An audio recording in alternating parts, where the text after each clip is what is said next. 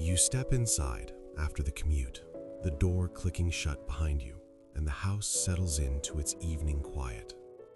The fridge holds a few leftovers that don't quite add up to dinner, and the day's weight still sits in your shoulders.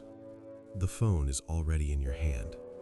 The delivery app opens without ceremony, a couple of taps, and 25 minutes later, the order arrives in a paper bag that smells like immediate relief.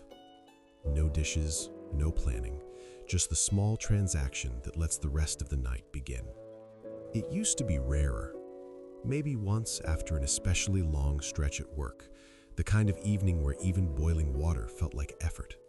Then it slid into twice a week, then 3, filling the spaces where energy simply wasn't there. You never sat down and chose the pattern. It chose itself, one tired decision at a time, until the evenings started to feel incomplete without it.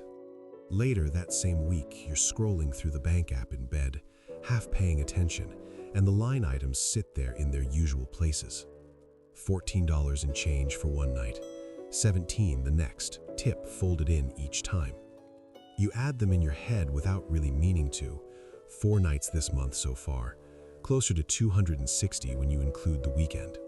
The number doesn't shout, it simply occupies the same column as the utilities and the insurance, steady enough that the paycheck still clears everything without drama. The comfort lives in the seamlessness of it. The food shows up warm, the app remembers your preferences, and for those 30 minutes, the house feels taken care of without you lifting more than a finger.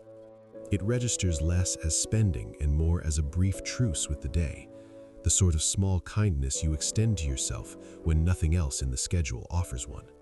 The mind accepts the trade without much protest because the alternative, standing up the counter chopping vegetables after 9 hours out, feels heavier in the moment. People whose accounts seem to breathe a little easier cross the same threshold after the same kind of day. They open the same fridge, see the same sparse shelves, yet the evening resolves differently. A bag of rice from the pantry they refilled last weekend, a couple of eggs, whatever greens are left. Total cost maybe $2, already absorbed in the regular grocery run. The fatigue is identical, but the moment never triggers the extra charge. It stays inside the budget they already set in motion weeks earlier.